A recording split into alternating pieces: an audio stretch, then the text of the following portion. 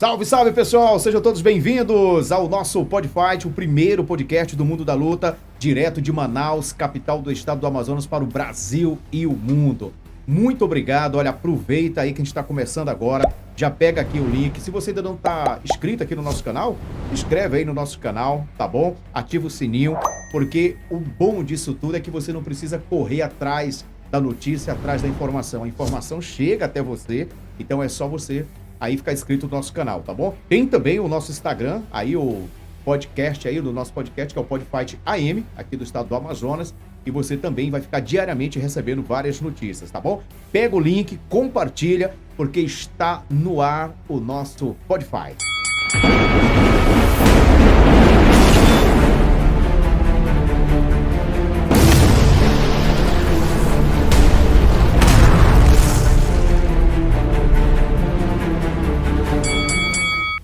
A Samel inaugura uma nova unidade para estar ainda mais perto de você. O Centro Médico Manaus Plaza vem para consolidar a tradição em cuidados com a praticidade e atenção que a sua saúde merece, na zona centro-sul da capital. Tudo com o tratamento humanizado e inovador, que é uma marca da Samel em seus 40 anos de atuação no Amazonas. Centro Médico Manaus Plaza. Samel, mais perto de você.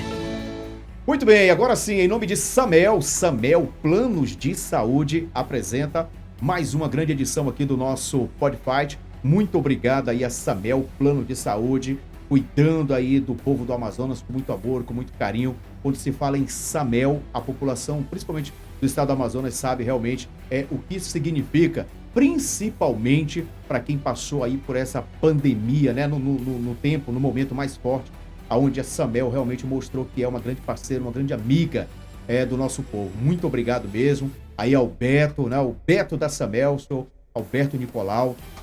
Ricardo Nicolau, grande parceiro, um abraço para você também. Ao grande Irã também, Irã Nicolau. A nossa senhora do marketing ali, a Juliane Nicolau, muito obrigado aí por essa parceria e toda a equipe, tá bom? Muito obrigado mesmo. O nosso Podfight tem a apresentação da Samel Plano de Saúde e o patrocínio também da BA Elétrica. São mais de 30 mil itens para você e Arena Tintas, meu amigo. Olha, tinta souvenir e também industrial e automotiva VEG é na Arena Tintas. A gente vai falar mais delas no decorrer aqui do nosso Podfight. Bom, nosso convidado é nada mais, nada menos. Ele não gosta assim daquela coisa toda, mas como a gente já tá aqui, né? Já estamos fazendo o programa. Ele é nada mais, nada menos do que não só o primeiro amazonense, não é só o primeiro brasileiro, mas é o primeiro ser humano na face da terra a ganhar o Mundial de Jiu-Jitsu. E a gente vai explicar isso por quê, né? Talvez ele não curta muito essa onda de a gente falar, mas é ele mesmo, gente. Além de, nossa, ter aí, eu acredito que umas 3 décadas já de Jiu-Jitsu, tá aí lutando Jiu-Jitsu. E é importante porque a gente vai falar aí do início, né, dos primórdios aí do Jiu-Jitsu aqui no estado do Amazonas, quando ele começou, né, na fase dele ainda criança, chegar ao Mundial. Depois, é claro, né, o Jiu-Jitsu ele fica paralelo a outra coisa, você precisa se formar, precisa fazer alguma coisa à parte também. Nem todo mundo vive exclusivamente do mundo da luta, não é isso? Como professor, algo parecido. E é claro também como é que está a vida desse cidadão hoje. Senhoras e senhores, vamos receber aqui, ó, William Couto. Olha aí. Valeu, Vladir. Tudo bom, meu príncipe? Seja bem-vindo. Tudo bem, graças a Deus. Primeiramente, obrigado pelas palavras. Estamos aqui para poder responder as perguntas e algumas curiosidades de todos. Boa! Vamos começar pelo começo, né? Eu acho que todo mundo faz essa pergunta, mas é importante sim a gente falar isso, porque o jiu-jitsu é algo que está, né, na cultura amazônica, na cultura do povo do Amazonas. Inclusive também a gente vai falar mais na frente no próximo podcast. Vamos falar com o historiador, quando foi que o jiu-jitsu entrou aqui, que veio pelo nosso querido estado do Pará. Meu amigo, programa é o que não vai faltar sobre o mundo da luta, mas falando um pouco assim, hoje você ainda é um cara jovem, né? Tá aí entrando, acho que na fase dos 40, aquela coisa toda. Mas os primórdios na sua época ali, como é que a gente pode falar assim? Você entrou com o quê? Com 10, 11, 12 anos? Queria que você falasse um pouquinho assim. Quando você entrou assim na arte suave, no mundo da arte suave? Então assim, Marcos, eu tive a oportunidade de começar a treinar jiu-jitsu em 1992, né? Mas antes disso eu tive uma experiência no taekwondo, eu tive uma experiência no judô. E realmente eu fui fisgado em 1992 pelo jiu-jitsu. Isso falando de artes marciais. E como lá em casa a gente sempre foi envolvido com esporte, eu tive a oportunidade também de ser vice-campeão amazonense pelo Rio Negro, como fraldinha, né? Ó! Futebol de salão. Legal, então, assim, a gente sempre teve uma atividade muito boa no âmbito esportivo. Mas em 1992, mais precisamente em maio, né, eu tive a oportunidade de começar jiu-jitsu na Associação Monteiro, aonde eu treino até hoje. Eu acho que gosto de enfatizar isso. São quase 30 anos. Ano que vem eu tô fazendo 30 anos de academia, treinando consecutivamente, sob os olhares dos mesmos professores, dos mesmos mestres. E praticamente eu posso falar que eu vi várias gerações surgindo no estado do Amazonas, né, até mesmo no Brasil. Agora é o seguinte, veja só, e inclusive eu já tive a oportunidade, quando apresentava o programa na Band, lá, o Amazonas Futebol, de entrevistar o Binho, né, o pessoal assim da antiga. Veja só, você entrou no jiu-jitsu com 11 anos, 12 né? anos. 12 anos. Aí tu entra lá, já tem os teus professores lá, certo? Ou seja, já existia pessoas também, já, assim, você entrou juvenil, né? Infantil. Infanto-juvenil. Infanto-juvenil. Ou seja, tinha outras gerações já acima de você, no caso assim, juvenil, adulto, além, é claro, de chegar nos professores? Sim, naquela época praticamente o jiu-jitsu estava começando. A gente teve aquela história do jiu-jitsu antigo, que é aquela história do centro, do pessoal do de Ouro, do pessoal do Peixinho, da Praça Dourada, Praça Sebastião, enfim, aquelas brigas que tinham que hoje se falam como lutadores de jiu-jitsu. Eu prefiro falar que eram brigadores daquela geração. Eu acho que o jiu-jitsu ele começou em 1988, quando foi fundada a primeira federação. Já no início de 90 foi quando começou a formular os primeiros campeonatos, né? E ali já existia algumas academias mais destacadas, que era o caso da HBJ, que era o caso, né, o caso da própria Monteiro, que começou naquela em 1988, 1990, e já tinha uma equipe praticamente formada, tanto de crianças até adulto. Mas não era questão de faixa preta. Eu acho que naquela época, meu primeiro campeonato em 1992, a gente tinha campeonato no máximo, algumas categorias de faixa marrom, pouquíssimas de faixa roxa e mais faixa azul. Então assim, o jiu-jitsu estava começando a virar um esporte competitivo. Legal. Então assim, se eu posso falar assim, peguei geração, eu peguei geração de juvenil, por exemplo, quando eu entrei na academia eu tinha ídolos como Paulo Coelho, como Saulo Ribeiro, como Antônio Neto.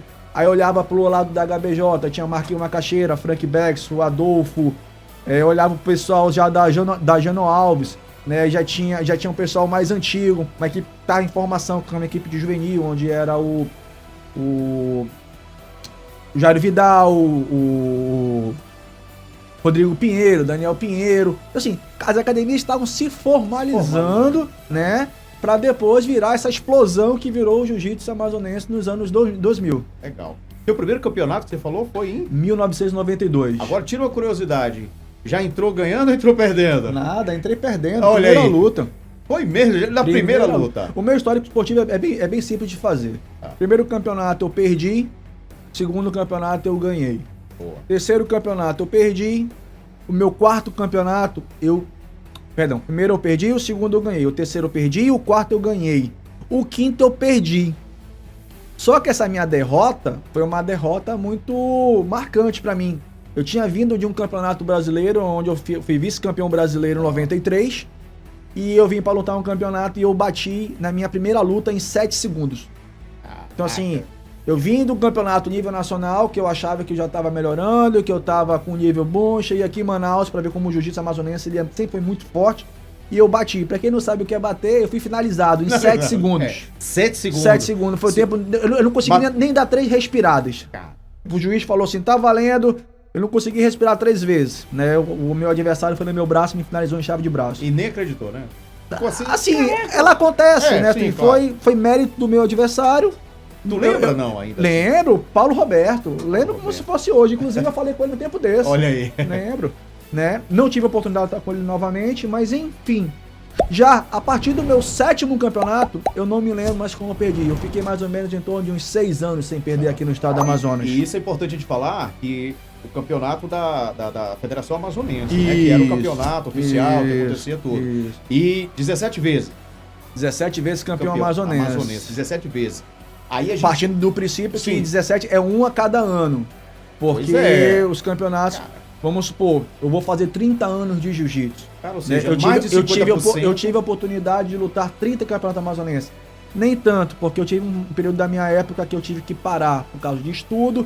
e teve um período que eu tive que morar em Fortaleza. Então, assim, eu fui morar 6 anos em Fortaleza. Foi aquela fase do casamento, Isso, toda, aí teve a questão da faculdade.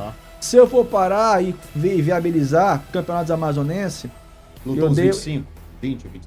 Eu acredito que menos. Então menos. 6 em Fortaleza, uns 3, 4 anos de faculdade.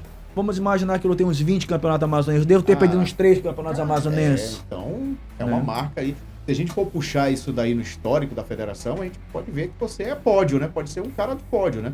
Assim, tá entre, né? De categorias. Assim, sempre tava brigando. Sempre tava lá. Muito interessante. E aí, quando é que aconteceu o Mundial? Inclusive, é bom a gente lembrar que foi o primeiro Mundial e você já teve a oportunidade de lutar no primeiro Mundial, foi isso? Marcos, assim, como eu falei inicialmente, o jiu-jitsu amazonense eu tive a felicidade de pegar desde o início, né? Então, assim, o primeiro brasileiro de jiu-jitsu foi em 1993. Você já tava no... Foi aonde eu fui vice-campeão brasileiro, a delegação amazonense, né? Por academias foram levando seus atletas. Então, assim, eu me lembro que a Associação Monteiro, nós fizemos um campeão, né, que foi o Alexandre Ribeiro, e nós fizemos, acho que umas 9 finais, né, nós fizemos 9 vice-campeões, assim, mas para chegar na final, você vem lutando quarta de final, vem lutando semifinal até a final. Similar ao molde, para quem não conhece, os moldes das Olimpíadas. O evento é realizado num só dia, que você tem que lutar todas as lutas numa sequência mais ou menos de 2 a 3 horas no dia. Então, assim, eu tive essa felicidade de lutar o primeiro campeonato brasileiro. Em 94 também eu lutei o brasileiro, em 95 e veio a explosão. Em 95 eu fiquei em 3º lugar no brasileiro juvenil. Isso foi em outubro o campeonato brasileiro. Só que eu era juvenil, faixa azul. Então o que que acontece? Quando acabou o campeonato brasileiro, em novembro já começou a se falar em campeonato mundial. Só que o campeonato mundial ele foi muito rápido. E em janeiro, o eixo sul e sudeste, janeiro e julho, eles consideram como férias. Só que aqui em Manaus que nunca teve férias. Então, assim, o jiu-jitsu amazonense ele é de janeiro a janeiro. Legal. Então, assim, a gente, quando tinha as férias, aí que a gente se dedicava mais a treinar. A gente treinava 2, 3 vezes ao dia naquela época. Então, assim, aí quando surgiu o campeonato mundial, eu sendo o juvenil, 3º colocado, e o campeão da categoria era o Omar Salum, que é da nossa academia na época. E o Omar Salum, ele foi graduado, ele foi campeão brasileiro em 95, automaticamente ele já tinha a vaga garantida para lutar o campeonato mundial de 96, e abre-se uma vaga. Olha. Aí o que que acontece? O William pode lutar o campeonato? Pode. Qualquer pessoa poderia lutar, né? Mas credenciados para poder chegar já no Mundial, você teria que ser 4 primeiros colocados no Campeonato Brasileiro do ano anterior ou campeão e vice estadual. Eu era juvenil. Ok, eu era campeão amazonense na época, mas eu era campeão amazonense juvenil. Só que a vaga só era credenciada para quem era adulto. Então o que acontece? A partir do momento que o Omar ele sobe pra faixa roxa, uma vaga fica aberta. E foi quando meus mestres chegaram pra mim e falaram assim: poxa, William, tá praticamente no peso, tá lutando bem. Foi uma falha, né? Para não falar outras coisas no Campeonato Brasileiro que o juiz foi tendencioso. Mas enfim, vamos colocar que foi uma falha, né? E eu acho que tem condições de lutar essa seletiva. Que a seletiva foi uma semana antes do Campeonato Mundial. Então o que acontece? Todo mundo poderia se inscrever. Tanto é que na inscrição do Mundial, eram 2 vagas, era o campeão e vice da seletiva. Quem passou foi o campeão da minha categoria, né? E eu. Então, assim, pra te ver como o nível de juvenil era muito equiparado com o nível de adulto, independente da faixa. Né? A faixa era a mesma, mas a idade não contava muito, contava mais o peso, né? Então era todo mundo nivelado. E deu tudo certo. Eu fui em janeiro pro Rio de Janeiro, né? Participei da seletiva, aonde para ser campeão da seletiva eram 3 lutas. E isso antes uma semana antes. E já sabia quem eram os atletas que estavam já habilitados a lutar o Mundial. Primeira luta eu ganhei de 9-0 do campeão paulista, né? A minha segunda luta, eu lutei no cara do Rio Grande do Sul e eu finalizei. E a minha terceira luta, que seria a luta da final, seria com o cara que ganhou de mim na semifinal do Brasileiro de 95, o Marcos, da Nova União. Enfim, não teve essa luta até porque... Era o Louro, não? Marcos não. Marcos Lambão. É a apelido dele, eu não recordo. Marco Antônio. E automaticamente os 2 já foram classificados para o Campeonato Mundial. Enfim, chega no Campeonato Mundial, né? Uma semana depois, fiquei já no Rio. Nessa semana a gente não treinou, né? Porque quer não treinar em academia dos outros, por mais que tinha aquela questão da afinidade com a Grace. Mas a gente, pô, vamos se resguardar, vamos só cuidar do peso. E veio o Mundial. Eu com 56 quilos, né? 16 anos. Galinho voando, hein? Né, cheio de vontade de ser campeão, descontar o que eu perdi no brasileiro. Né, no ano anterior. E, Marcos, eu acredito que foi o meu dia, cara. Né? Eu com 16 anos, eu acredito que lutar um dos melhores campeonatos da minha vida. Pô, legal. Foram 3... Tava bem de cabeça. Sem responsabilidade nenhuma. Entrou tranquilo, né? Sem responsabilidade nenhuma. Na minha categoria tinham campeões brasileiros, tinham vice-campeões brasileiros, tinham campeões estaduais, né? Tinha um atleta que eu fiz a minha segunda luta, que até então era o garoto prodígio da Nova União, que é o Alexandre Torres, que nunca tinha perdido. Cara, né? Você entrou pra se divertir, então, assim, literalmente. Dizia assim, eu vou entrar sem peso. Sem peso nenhum. Até mesmo porque eu não pesava, né? Que 56 quilos não é peso, né? 56 quilos é peso de mulher. Nada contra, mas é verdade. Era um galinho ali. Era um garoto de 16 anos. Cara, e deu tudo certo. Se eu te falar, eu finalizei os 3. Eu finalizei o cara da quarta de final, finalizei o cara da semifinal, que foi o Alexandre Torres, que até então nunca tinha perdido. E fiz a final também. Ó, então é mais um ponto aí também, que às vezes a gente vai deixando passar, né? E aí com o tempo a gente vai, peraí. Todas as tuas 3 lutas você finalizou. 3 finalizações. Ou seja... Era pra ter sido considerado o atleta mais técnico do campeonato. Isso que eu ia falar, né, cara? Né? Pouquíssima gente ali. Você sabe se alguém mais também ganhou finalizando? Ficou empatado entre eu e o Luca Talla. Só que o Luca Talla, até então... finalizou também 3. Não, ele fez 5 lutas e ele finalizou 3. Não, ele finalizou 2. Finalizou 2. Mas fez mais 2 lutas. Só que aí, como ele era o garoto da Grace Magazine, aluno do Carlinhos, enfim, o certo seria pra dar pra quem finalizou todo mundo, né? Né? Então, assim, ele não finalizou mais do que eu. Né? Então, assim, por mais que ele tivesse feito 5 lutas e finalizado 3, o índice técnico é quem finaliza a maior quantidade de finalizações. Agora, veja bem, isso foi em 96. 96. Aí quando foi que caiu a ficha, no sentido de que, pô, peraí, eu fui campeão mundial, legal, ganha medalha, né? Aquela medalha lá todinha e tem um certificado. Né? Tem um certificado, tem tudo. E sua categoria galo. Categoria galo, se não me falha a memória, no mundial era do galo pra cima, né? Isso. Ou seja, então, legalmente, oficialmente, pode-se dizer que você foi o primeiro campeão mundial do mundo, do planeta. O primeiro ser, oficialmente falando. Porque é o primeiro a ser cadastrado. Quando você faz ali, vamos dizer assim, vamos entregar. Aí começa por onde? Galo. Marcos, eu sou assim, muitas pessoas me dão esse título. Eu prefiro falar que eu sou o primeiro, eu fui felizado de ser a primeira pessoa a colocar a medalha de ouro no meu peito. Então, assim, questão de cadastro, ilegalmente, ok. Mas eu quero falar assim, claro, mas eu nunca vou tirar a responsabilidade de várias pessoas. Quer ver um exemplo? Nesse mesmo ano, o Antônio Neto, ele foi vice-campeão na faixa roxa. O Omar Salum, o Kleber Gadelha, foi 3º colocado. O Paulo Coelho, ele fechou a categoria faixa preta, né, com o Royler Grace. Então, assim, todo mundo tem o mesmo peso, né, desde da medalha de bronze, a medalha de faixa, a medalha de ouro.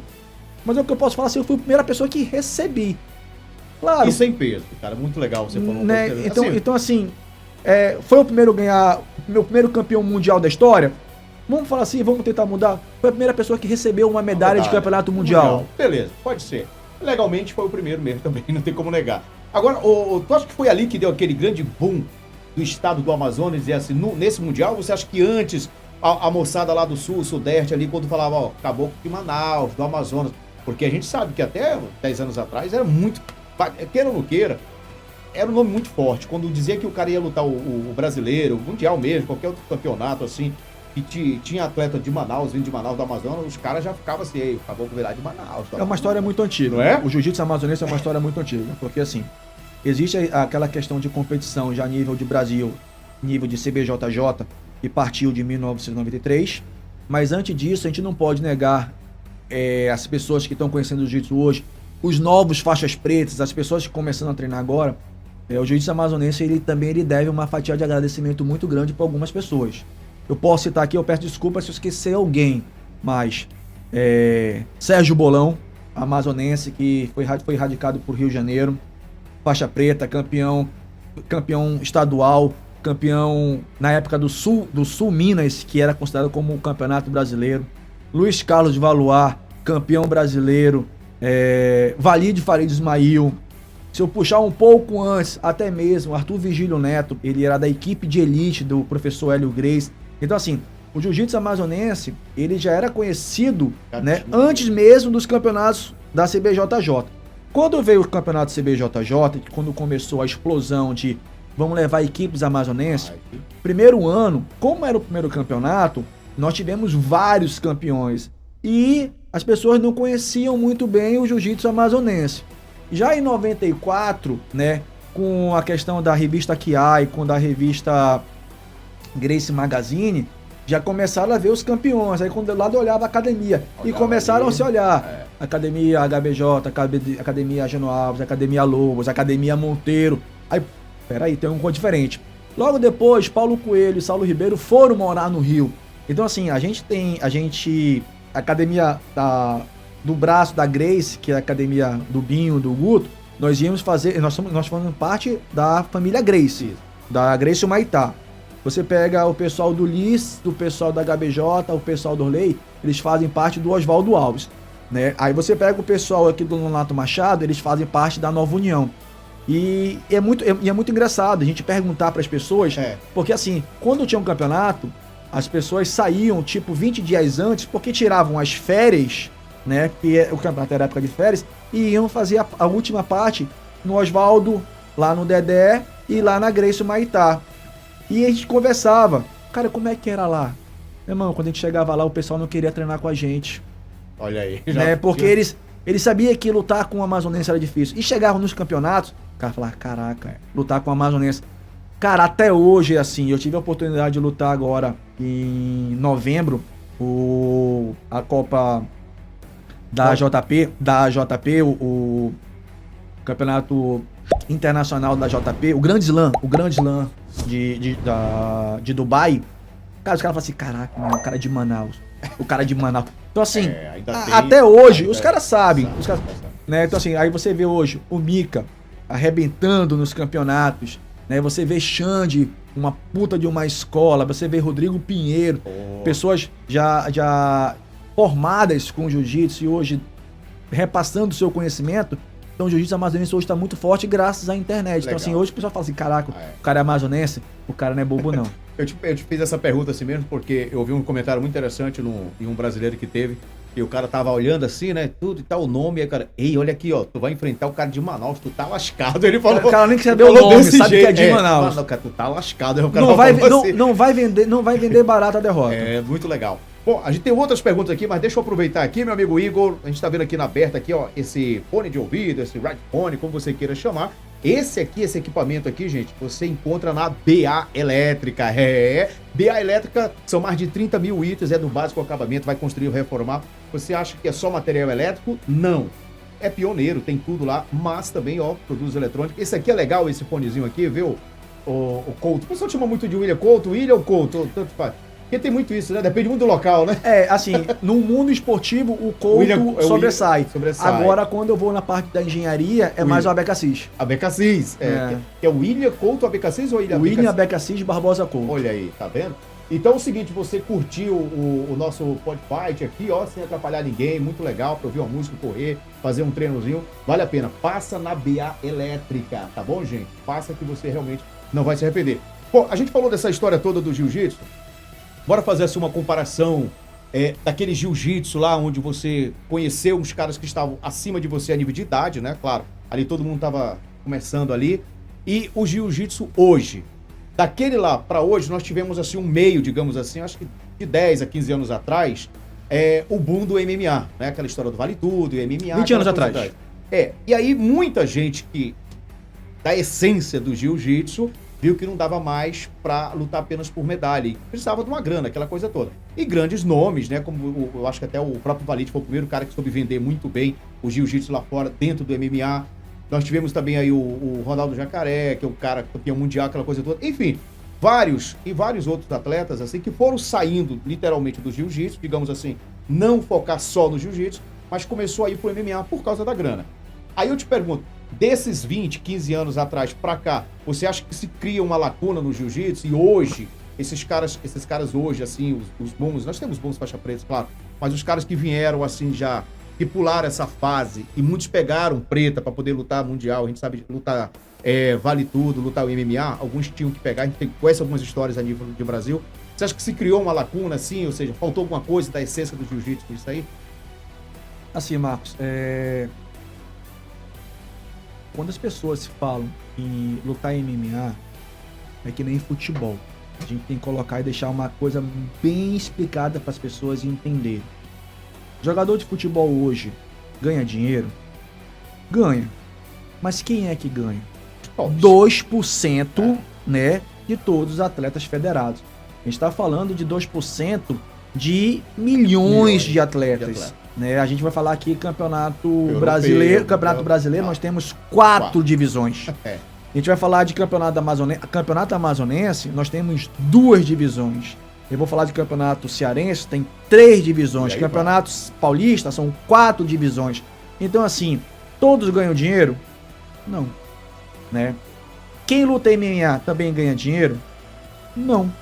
Então, assim, você pega esses eventos hoje, muitos desses eventos que você vê para você se credenciar, muitas vezes você paga para poder lutar. Como assim você paga para poder lutar, William? É o currículo. Porque você tem que pagar seu treinador, você tem que pagar sua alimentação, você tem que ter seu plano de saúde, se dedicar apenas isso e no final você vai ver, você vai ganhar R$200. E nós estamos falando disso tudo que você colocou aí, estamos falando de um atleta que quer ser um profissional. Sim. Tem tudo isso, porque a gente sabe que tem muitos que não é fácil chegar. A gente fala assim, lutar MMA o cara vai ganhar dinheiro? Vai.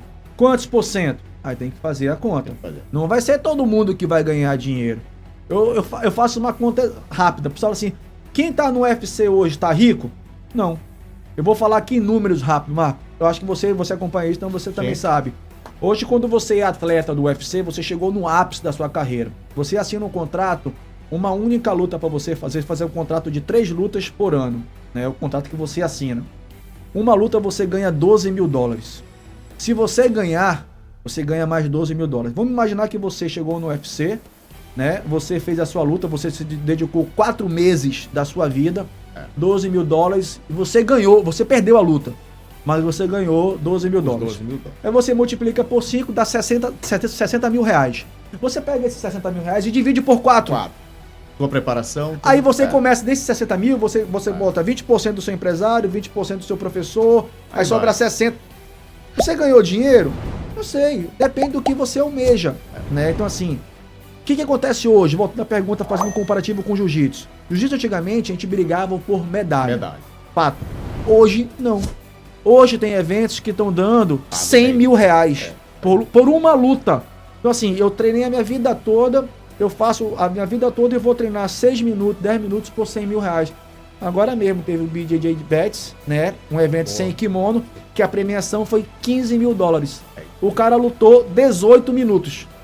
Foram 3 lutas de 6 minutos para ganhar $15 mil. Então assim, não vale a pena mais do que a própria MMA? Hoje tem que entender, tem que entender o que você quer, o risco que você corre. O que eu posso falar é, minha geração, na década de 90, até mesmo o MMA praticamente ele era totalmente amador, tanto é que não existia luva, não existia nada, era todo mundo sem luva, alguns usavam protetor bucal, né?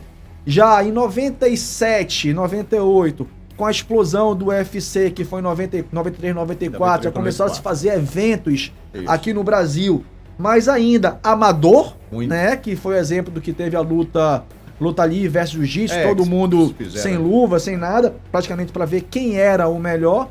Assim, eu posso falar que o MMA começou a dar dinheiro agora no final de 90, início de 2000, né? Então assim, e o jiu-jitsu agora em 2015 já começou a se pagar os atletas. Então tem uma lacuna aí de falar de 10 anos, né? Então...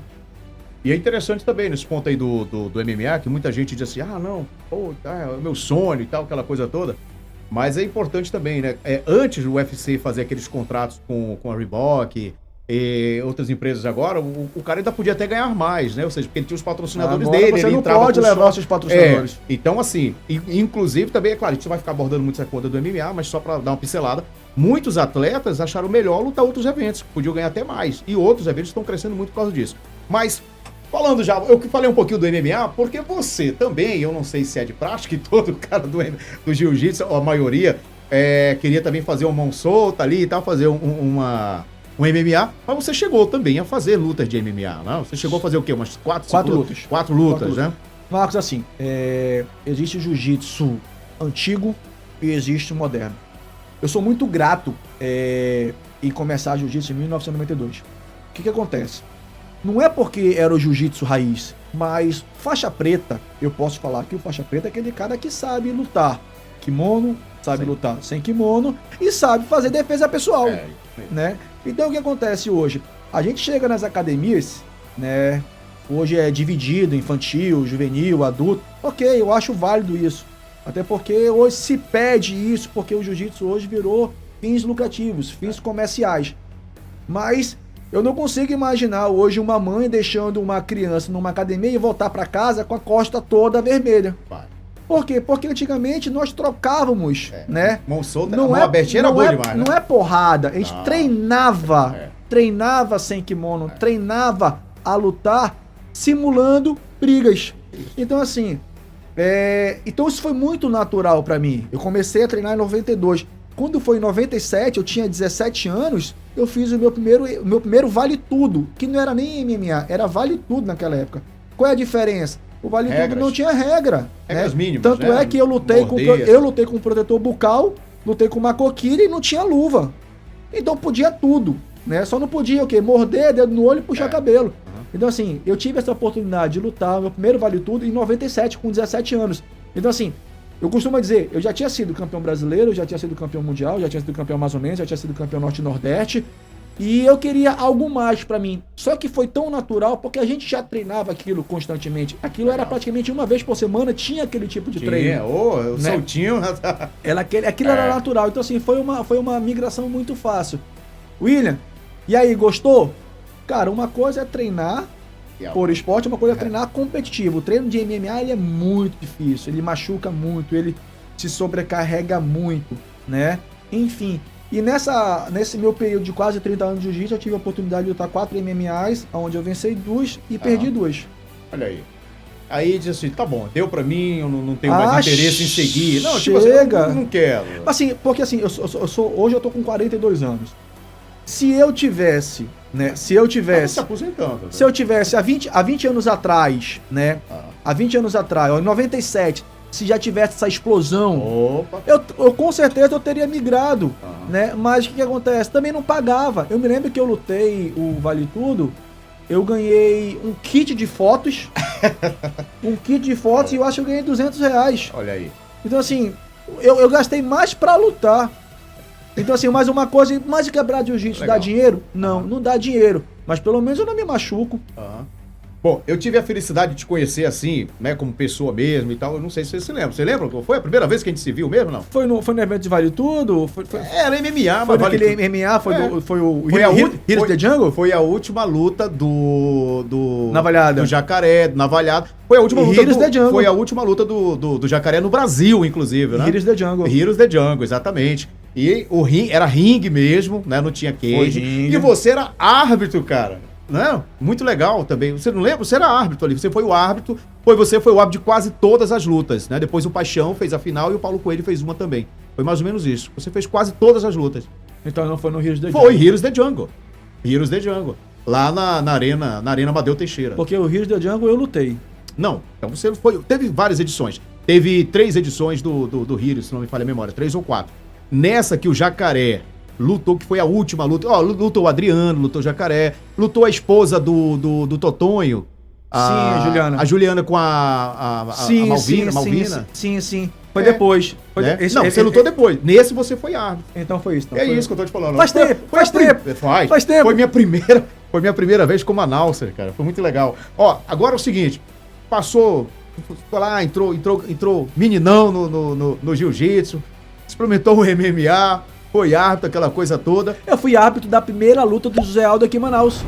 E isso que foi com o Mário Vigola. O Vigola, né? Exatamente. E ali foi eu tô no filme. É isso. Eu tô no filme. Não, eu cheguei a ter, eu tinha um, aí ó, olha o filme de novo. Aí eu voltando agora. Antes disso tudo também, eu tinha um programa chamado Amazon Sport News.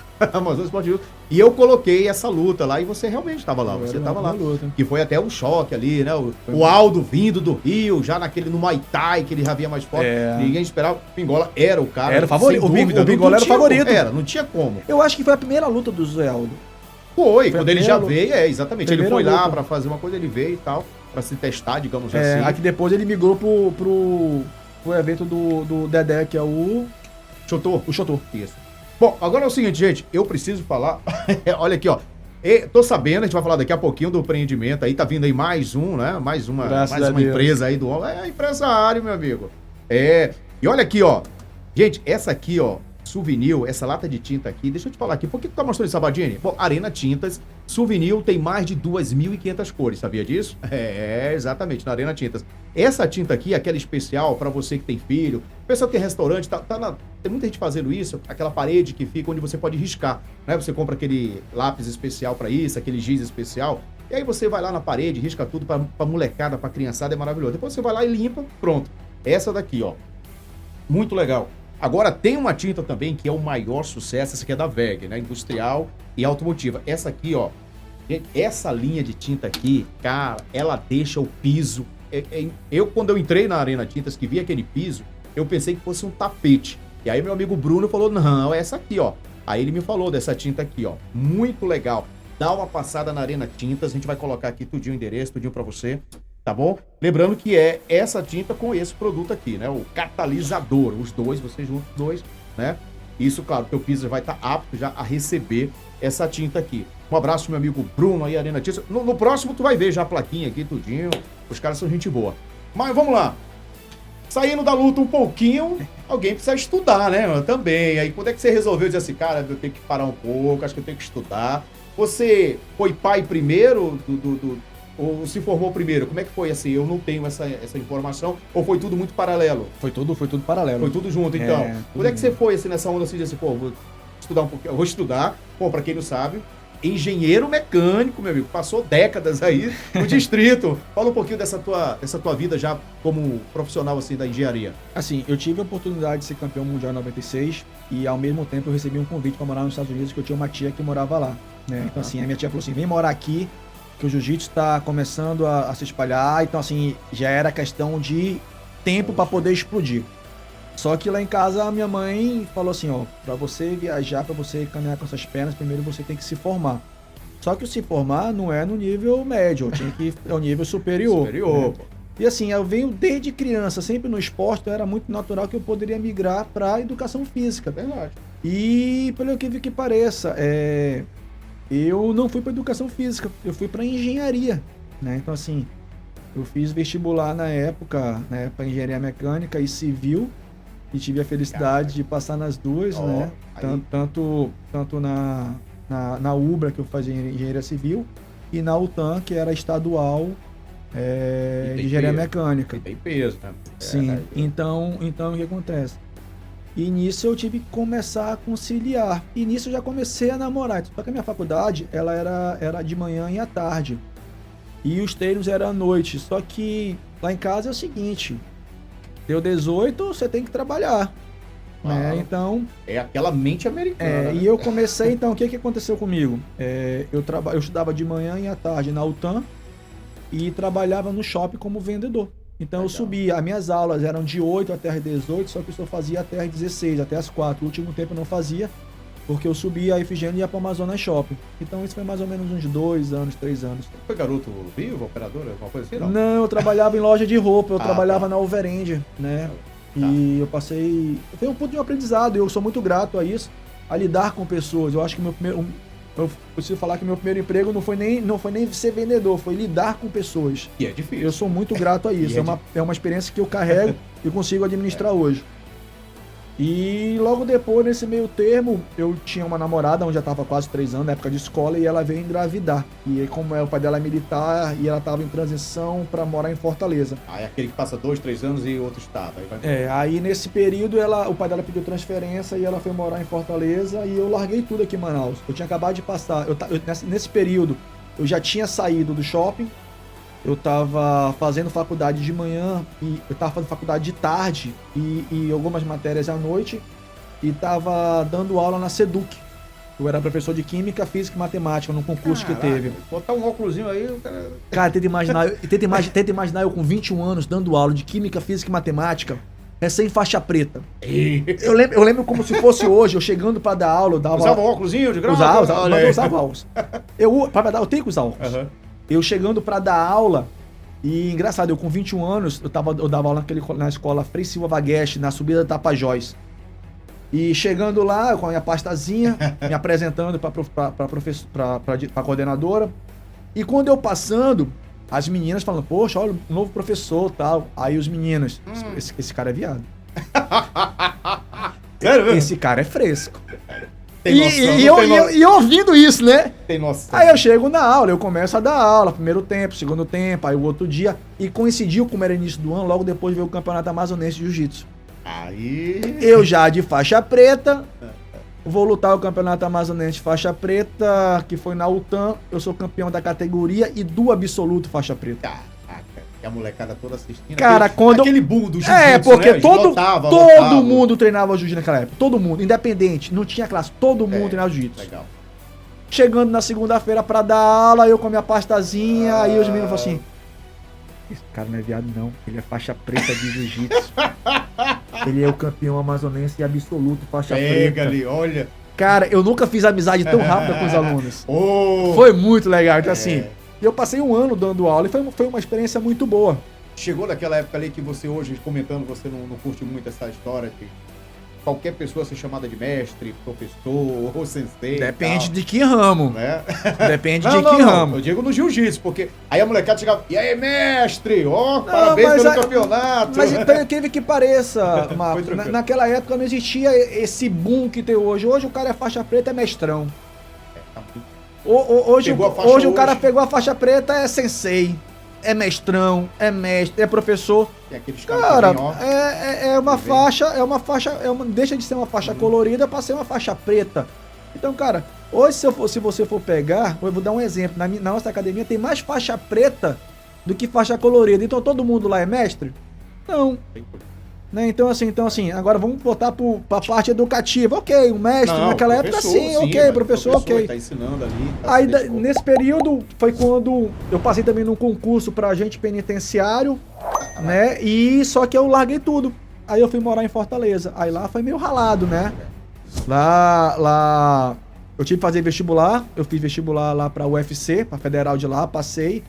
Só que eu tinha que a minha esposa na época, ela fazia odonto, então ela fazia aula de manhã e à tarde, né? Era muito puxado. E eu conseguia conciliar minhas matérias, mas ao mesmo tempo eu tinha que trabalhar. Aqui eu tinha a minha casa, eu tinha o suporte da minha família. Pelo menos eu tinha isso. Lá não, eu fui morar na casa da família dela. Então assim, eu tinha que fazer dinheiro. Teu filho nasceu em Fortaleza, então? Meu filho é cearense. Cara, teu filho tem o quê? Estão falando de 17, 18 anos. 18 meu filho anos. Hoje meu filho é acadêmico de medicina, pô. Olha aí, rapaz, muito legal. Então, né? Tá... Tudo caminhando. Graças a Deus. Não quis nada com esporte, então vamos estudar. Pois é, rapaz. E deixa eu te fazer uma pergunta aqui. Vamos supor que essa pergunta aqui seja em off, né? Digamos, o Igor bota em preto e branco. Não, assim, ele nunca teve essa preocupação de dizer, pô, meu pai tocou com legal, não sei o que, o professor ganhou vários títulos, não sei o que. Aquele peso que a gente costuma dizer que o filho tem porque o pai tem um grande nome ali, nunca teve esse problema, não. Você sempre deixou ele tranquilo. Marcos, se você conversar com ele não sabe nada, para ele é totalmente desligado. Ele é essa geração Y, sabe? Aí, que é do videogame. Que, cara, o esporte passa longe. Então, assim. Mas e você também nunca teve preocupação assim, dizer assim, não, cara, não, tem que fazer esporte. O que aconteceu? O esporte, ele tem que vir da criança, né? Então, assim, eu vejo muitos pais hoje que forçam a criança a treinar desde criança, desde 6, 7, 8 anos, E quando chega aos 12, quando começa a fazer amizade na rua, no condomínio, ele aposenta o kimono, então ele se torna muito prematuro. O pai insistiu uma coisa que era o sonho dele, e o filho chegou assim, opa, não, pai, eu prefiro jogar bola aqui na rua, brincar disso aqui com meus amigos e tal. Então acontece, o que foi que eu fiz? Eu esperei chegar nessa idade. Só que com 12, 13 anos veio a separação. Foi quando eu separei da minha ex-mulher. Então assim, logo depois ele foi morar em Fortaleza. Então ele só veio passar férias aqui, ou ia passar férias lá. Então o que acontece? Aí eu perdi. Mas mesmo assim, mas hoje é o videogame. Então assim, mas ele conhece, ele sabe, mas nunca usou desse artifício de chegar assim. Gustavo, teu pai treina que parte teu pai é? Aquela idade deve ser preta, já não é possível. É mais ou menos isso, então assim. Agora, me diga uma coisa, o William Couto. Nessa máxima de que onde a gente está hoje vivendo a mídia, né? A explosão da mídia, aquela coisa toda. Hoje é diferente, vamos supor hoje. Se você for atrás de material daquela tua época, é muito difícil. Você tem que ir para uma biblioteca, aquela coisa toda para encontrar alguma coisa. Né? Diferente, ninguém usava uma maquininha, ninguém tinha celular, aquela coisa toda para registrar os treinos, aquela coisa toda. Hoje a gente vive essa explosão do boom, da mídia, aquela coisa toda. O cara tá ali, tira selfie, às vezes nem dá um rola, mas ele bota o kimono. Enfim, quem da máxima onde quem não é visto não é lembrado. Onde você acha que as pessoas estão acertando e errando hoje no jiu-jitsu? Se você souber para levar no paralelo à mídia, é importante, né? Você, claro, mostrar o seu trabalho, mostrar ali e tal, aquela coisa toda. Marcos, eu acho que tem que separar um pouco. Ou você é atleta profissional, né? Ou você é um digital influencer. Dá para conciliar os dois? Dá. Mas tem que saber fazer do momento. Hoje eu vejo pessoas que tá pago. Semana concluída com sucesso. O atleta de verdade, ele tá ali escondido treinando justamente para poder fazer com que as pessoas nem imaginem que ele esteja treinando. Ao mesmo tempo, ele não pode deixar de ser visto, porque senão ele não vai ser lembrado perante os patrocinadores. Então assim, o cara tem que saber mesclar. Então assim, só que hoje eu vejo muitas pessoas se preocupando mais com a rede digital, né? Do que mesmo com a parte prática. Então assim, uma hora a verdade vai aparecer. E onde que ela vai aparecer? Quando você for se testar. Né? Então, nos campeonatos. Então assim, vamos lá. Ginásios lotados. A galera, cara, quando eu vim em 2003 para Manaus, né, que tava em Tefé e vim para cá, foi onde eu comecei no jiu-jitsu, lá a gente falou, né, com o Massulo lá e tal, Monteiro, aquela coisa toda em 98. E caracas, meu amigo, ginásio lotado e a galera, e tinha aquelas lutas, né, que dizia assim, cara, afinal vai ser o fulano com o ciclano, né, aquela coisa toda, a galera e a loucura era impressionante. E aí a gente viu que isso, infelizmente, caiu muito aqui em Manaus, mas caiu mesmo.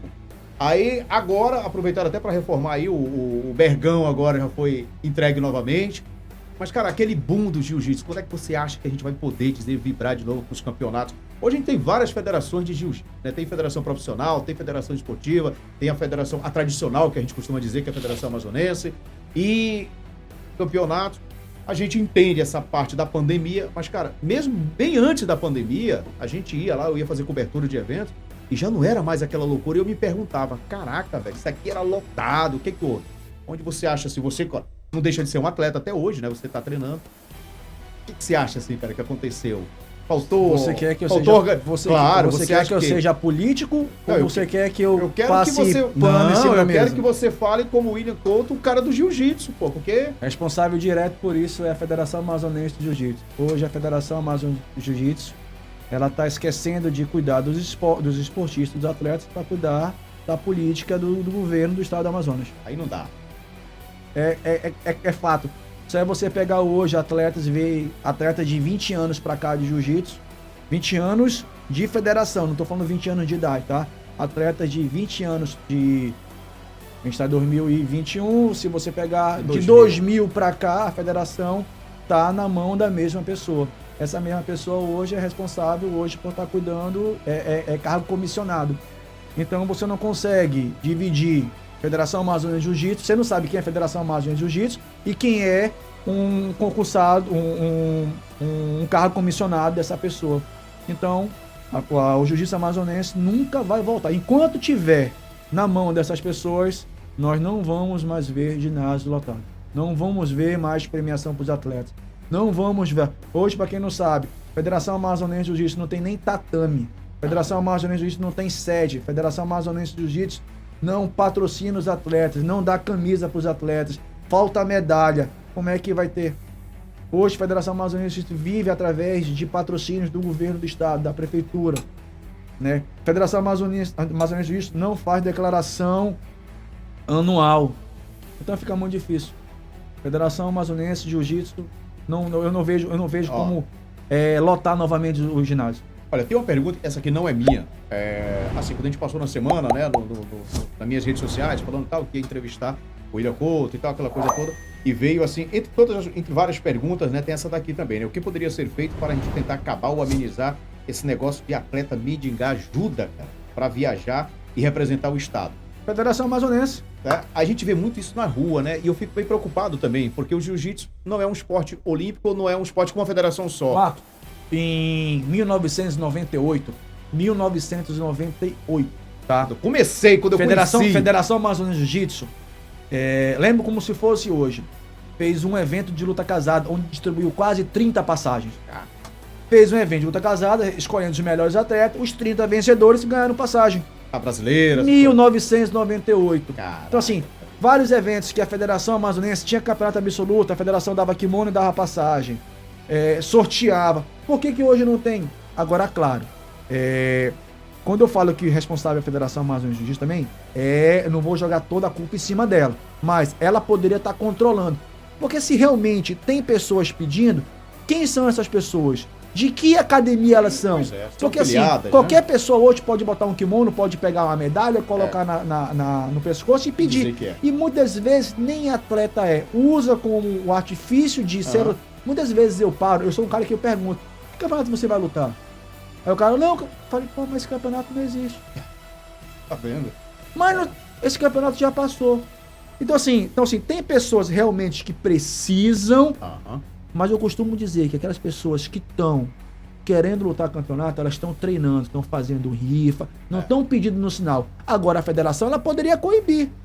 O que o conselheiro tutelar faz quando uma mãe está na rua com uma criança? Vai lá, o conselheiro não vai lá? Por que a federação também não vai? Ah, não tem gente. Pô, mas diz que denúncia.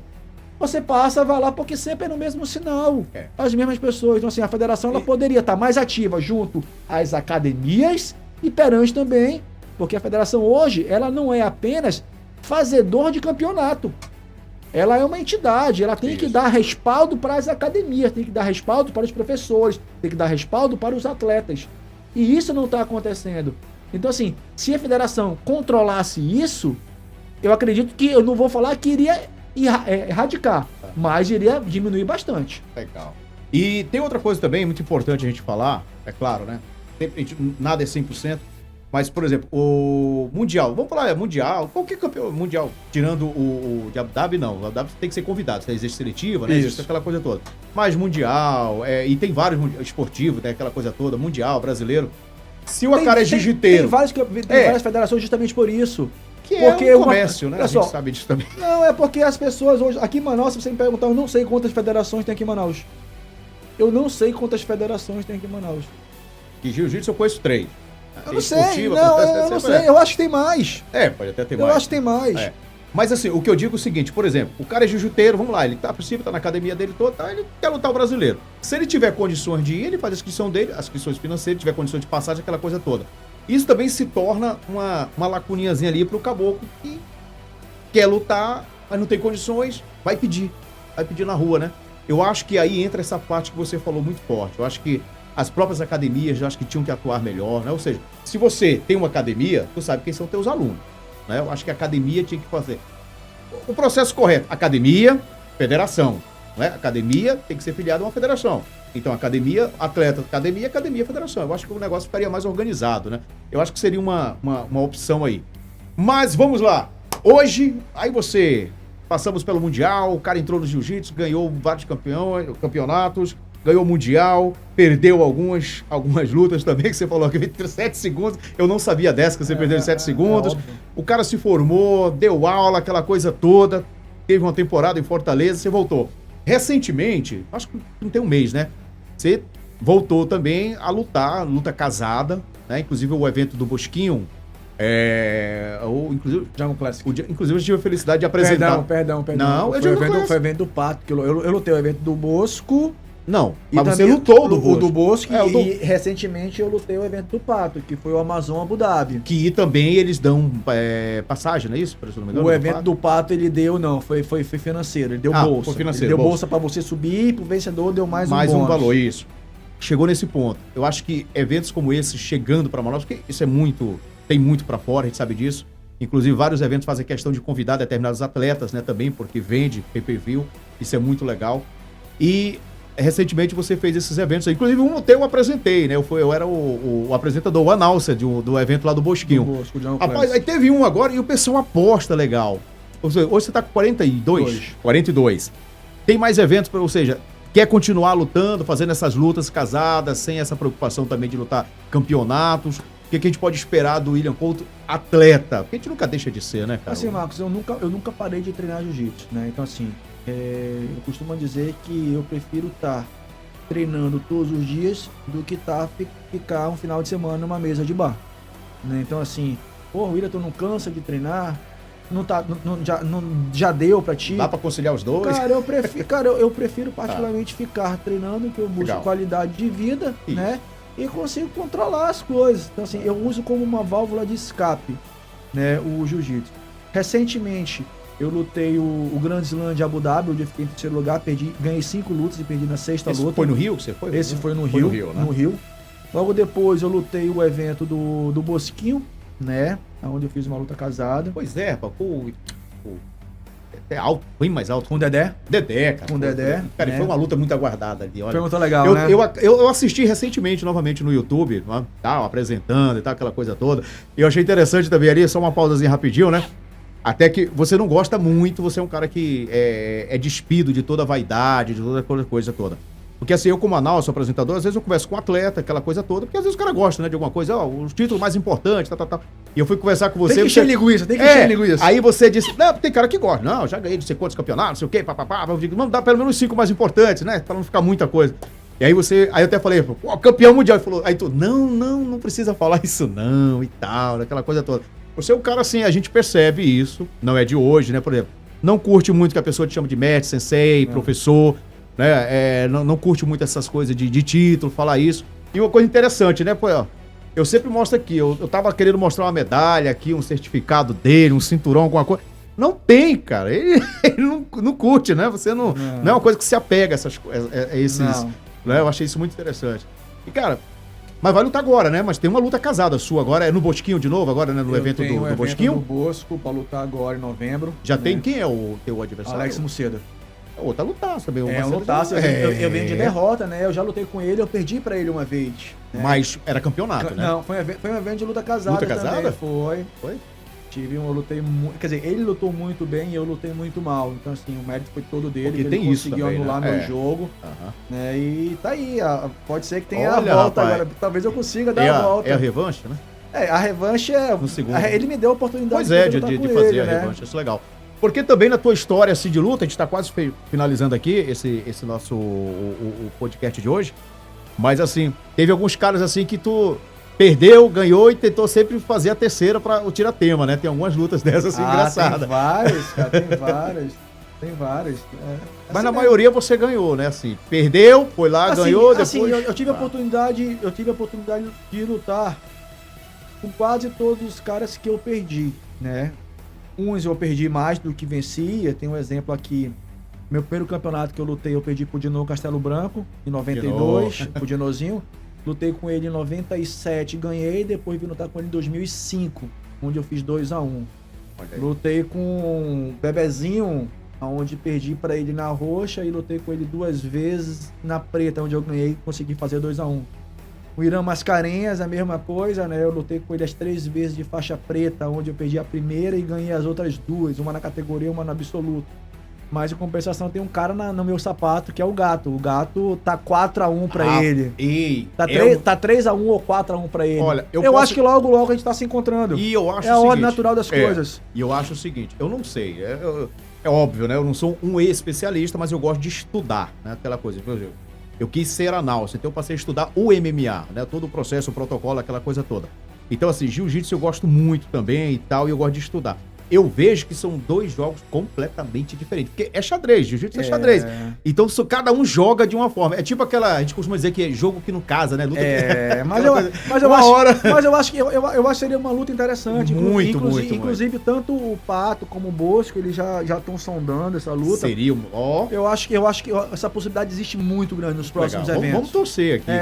Eu acho que rola. Legal. Mas é um passo de cada vez. Eu acho que o negócio E ele é uma figuraça. É sensacional. Ele é uma figuraça. Eu gosto muito do Gato, já apresentei várias lutas dele no evento do Bosquinho, achei isso muito legal. Cara, mas hoje a gente precisa colocar o feijão na mesa, né, cara? Vamos falar aqui um pouquinho pra gente finalizar aqui esses últimos 10 minutos do William Couto, empreendedor, empresário. Você é o cara da barba aqui, rapaz. Como é que é essa história aí? Assim, como é que surgiu? São quase 20 anos de distrito, né? Eu passei agora, recentemente, 10 anos na Samsung como engenheiro mecânico, produção de novos modelos, tipo oportunidade de conhecer molde, produção. Antes disso eu trabalhei 6 anos na Ambev, depois passei pela Faber-Castell e pela Fogás.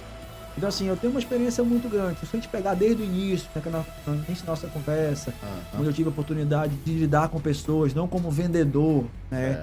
Aí logo depois, aí vem a questão de dar aula em colégio público, uma outra mentalidade. E depois eu venho com o distrito, lidar com operadores, com famílias, porque eu trabalho com máquina, eu trabalho com pessoas, né? Então, assim, cada pessoa reage de uma maneira, então é complicado. E com isso o corpo... transformou no psicólogo também, né? Você transforma. O corpo cansa, né? O corpo vai cansando. E, Marcos, chegou 40 anos, eu estou 42, então, assim, ninguém vai virar eterno na sua profissão. Eu estava com 10 anos no distrito. E eu passei por nós passamos por 2 crises, se você ia parar pra pensar. E veio a terceira agora, que foi a do Covid. Né? Então, assim, a qualquer momento você poderia ser desligado, mas não é por capacidade física, não é por capacidade mental, é porque o distrito lhe cobra isso. Ali não é que você tem...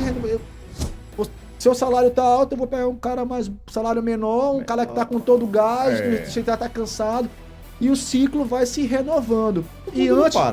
Antes disso acontecer, né? A minha família sempre foi muito empreendedor. Você conhece meu irmão Wellington Couto, que durante muito tempo foi seu companheiro de imprensa. E ele migrou bem antes de mim pro empreendedorismo, né? E ele sempre falava, cara, bora empreender. E eu falava, não, eu não tenho essa vibe, eu sou CLT.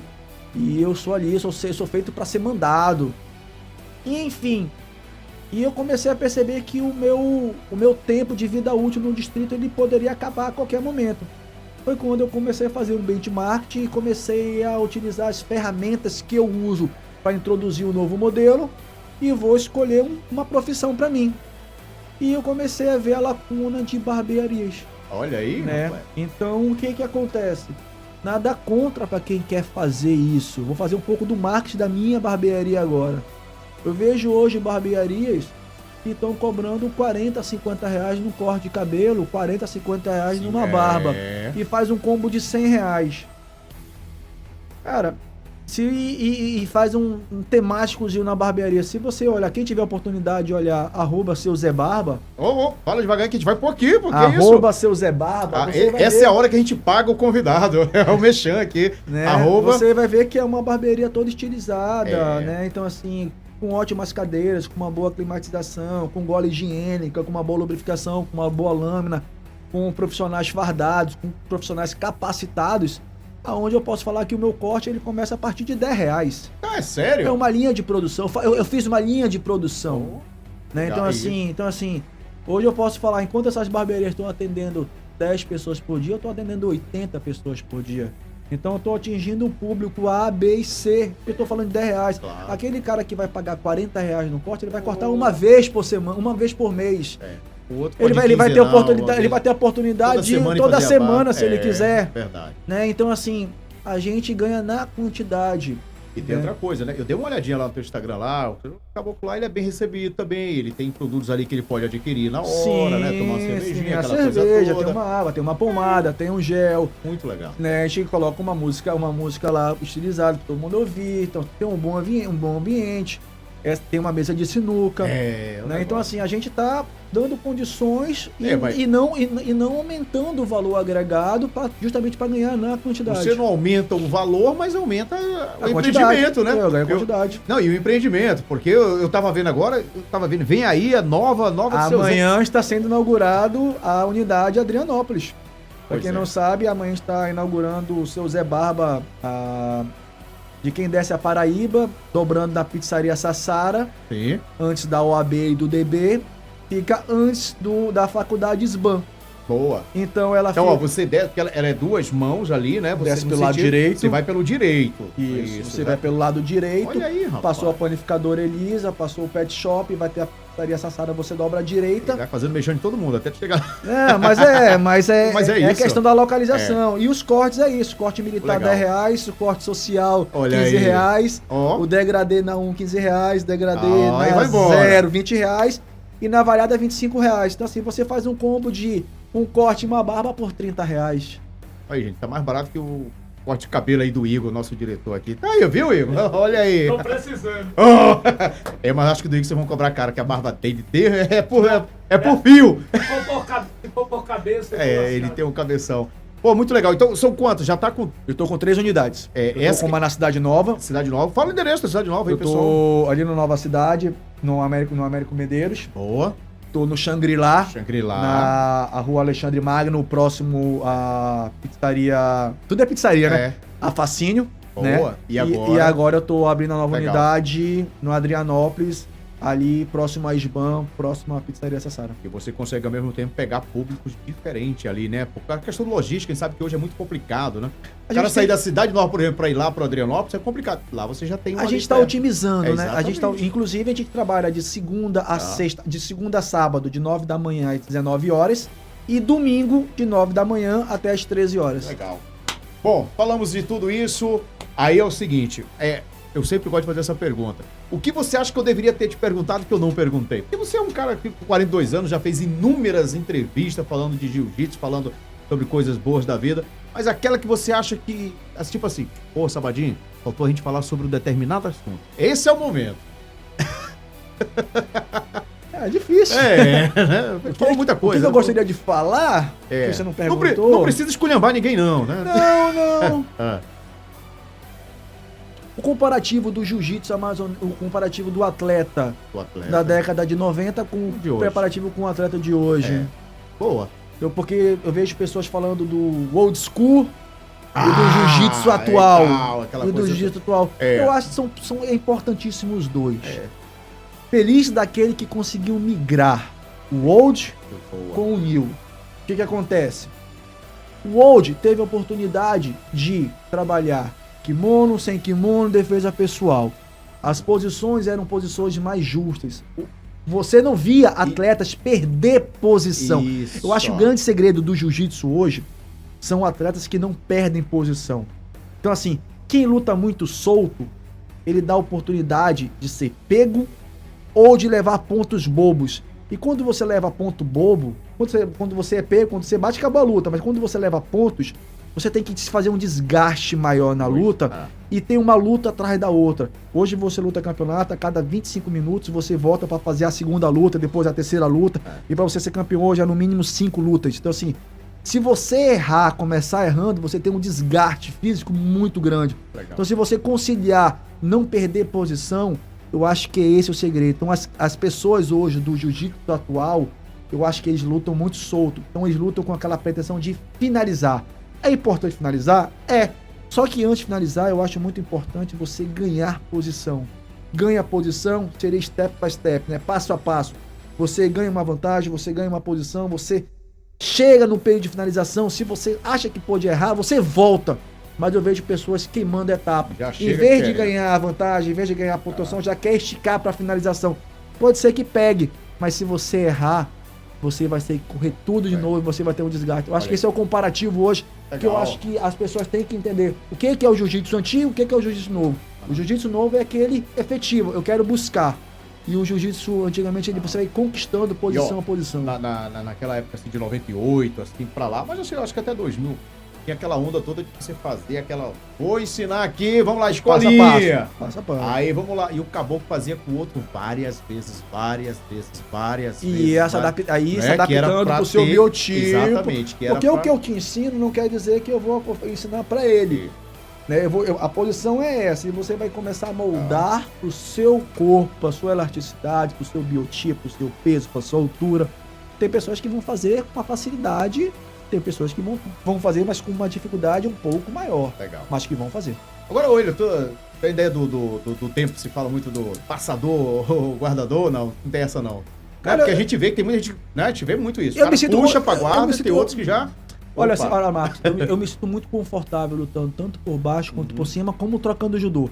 Eu tive a oportunidade de praticar judô, né? Onde eu cheguei a ser campeão amazonense umas 2, 3 vezes. Quando eu morei em Fortaleza, eu fui campeão estadual também lá. Fui bicampeão internacional de judô, né? Um evento que tinha em Fortaleza, praticamente todo mundo da região Nordeste, é um negócio muito forte. E o pessoal do Sul, da Sojipa, o pessoal do Minas iam lutar lá. Então, assim, eu tive a oportunidade de ganhar 2 vezes, né? E sempre muito confortável. Então, assim, mas é justamente isso. Porque naquela época, nós não tínhamos a opção de você aprende só por baixo ou você aprende só por cima. A gente aprendia tudo. Então, assim, a William, tu faz o quê? Cara, eu me sinto confortável com tudo. Depende, se eu souber que o Marcos é um cara que tem uma guarda muito boa, não vai querer ir pra guarda. Eu vou sentar primeiro, mas poxa, mas eu acho que o jogo dele se encaixa com o meu. Eu vou lutar por cima. Então, assim, a gente vai entendendo como é que funciona o outro adversário. Um dia nós vamos passar aqui, eu vou ensinar a guarda Brau, o Massulo conhece. É aquela que é proibida, né? Porque pode quebrar as costelas. Boa. Bom, senhoras e senhores, infelizmente, tudo que é bom dura o tempo certo, cara. Olha, foi um papo super legal. E foi legal porque foi surgindo também várias outras perguntas, mas aí em um outro momento também pode voltar aqui pra gente abordar vários assuntos, porque a gente falou aqui, ó, é atleta, empreendedor, pai, né? Ou seja, tem uma formação aí acadêmica, isso é muito importante. Eu acho que isso é muito importante, né? O esporte, ele é legal, mas eu acho que chega um momento também, eu acho importante a pessoa que, por mais que viva do esporte, mas que tenha também, assim, sempre um paralelo ali, né? Nada contra, né? Tem pessoas, assim, é claro, que se dedicou a vida toda apenas pelo esporte, pro esporte. Se você me perguntar, eu falo que o esporte, ele é o complemento de vida. Exatamente. Ele não se torna profissional. Você tem que ter uma profissão, porque... Ou tentar conciliar. Eu posso ser um excelente atleta, mas vamos lá que eu quebro a perna. Vamos lá que eu corte a minha mão. O que vai acontecer? Eu tenho que ter uma profissão, eu tenho que ter um lado B. O A e o B sempre tem que conciliar junto. Também paralelo ali, isso é muito legal. Pessoal, mais uma vez, muito obrigado a Samel Plano de Saúde, obrigado mesmo, viu? O Betão aí, ó, Beto da Samel, muito obrigado mesmo, a família Nicolau, sempre apoiando, incentivando, e eu falo principalmente de luta, assim, que sem a Samel era muito difícil, muito complicado se fazer esporte de luta aqui no estado do Amazonas, competições, campeonatos, eventos, essas coisas todas. Samel sempre tá ajudando, apoiando, muito obrigado mesmo, tá bom? Arena Tintas, um abraço aí, meu grande amigo, my brother, Bruno Almeida, ao Paulo aí, a toda essa moçada da Arena Tintas, ao seu Edson, ao seu Januário, o pessoal da BA Elétrica. Gente, vale a pena, viu? São nossos patrocinadores. E você que quer aí, ó, agregar o seu nome, seu produto, sua marca, o seu serviço aqui no nosso Podfight, entre em contato aqui com a gente, tá bom? Teremos o maior prazer e uma honra. Lembrando que, né, o nosso público, ele não precisa vir buscar informação, a notícia. A gente vai até, a gente leva essa notícia, a informação, tá bom? Aproveita, e se você ainda não tá aí, ó, seguindo a gente nas nossas redes sociais, esse é o momento, aqui é o nosso Instagram, Podfight AM, e também, é claro, importante você também se inscrever aqui no nosso canal, tá bom? Pessoal, um abraço, deixa o espaço agora para os seus agradecimentos, esse é o momento de você vender um pouco mais. Eu tô gostando da ideia aí do Marcos, faz uma propaganda boa, falou do Samel, da BA. Vou falar do seu Zé Barba. Então, se você quiser fazer compras, você pode ir lá na BA Elétricas. Se você quiser fazer um plano de saúde, onde você garanta a saúde da sua família, você vai na Samel. Agora, se você quiser ficar bonito com preço bom, você vai lá no seu Zé Barbas, em 3 opções, no Nova Cidade, no Xangri-Lá e agora, começando amanhã, no Adrianópolis. Olha aí, viu? Quem sabe, mais lá na frente, num futuro bem próximo, a gente já não possa ficar falando aqui também de seu Zé Barba. Por que não? Por que não, hein? Olha, eu comecei a cabear há mais de 9 anos, tá comigo. Eu fui fazer uma visita, fui resolver uma situação lá e eu acabei saindo como garoto propaganda. Já montou quantas casas já? 10. Já montou quantas casas já, Marcos? Casas? Montou quantas casas com esse patrocínio de 8 anos? Ou de 8 anos não, Jesus. Seu Edson, assiste Pirrar Saúde. Pessoal, mais uma vez, olha, muitíssimo obrigado, tá bom? Gostaram aqui do nosso cenário? Muito legal mesmo. Ah, inclusive é o seguinte, gente, ó, aqui esse estúdio aqui é um estúdio que tá aberto para qualquer pessoa que quiser fazer o seu podcast, né? Você que é da literatura, quer fazer um podcast sobre literatura, cultura, sobre música, enfim, qualquer assunto, empreendedorismo também, a gente monta o cenário aqui, é do estúdio Goela, meu amigo Igor Rabelo, entende e muito, é um grande profissional aí, tá? Tá aqui o contato dele aqui também, vamos pedir aqui pro nosso amigo Celso colocar o contato, tá? Pra você, ó, ter esse espaço aqui também, você ter o seu próprio canal aí no YouTube e mandar ver. Bom, valeu! Obrigado mais uma vez. Gostou aí? Foi legal? Tudo tranquilo, né? Perfeito, tem like. perfeito. Valeu, pessoal. Se inscreve. Até a próxima. Valeu. Tchau, tchau.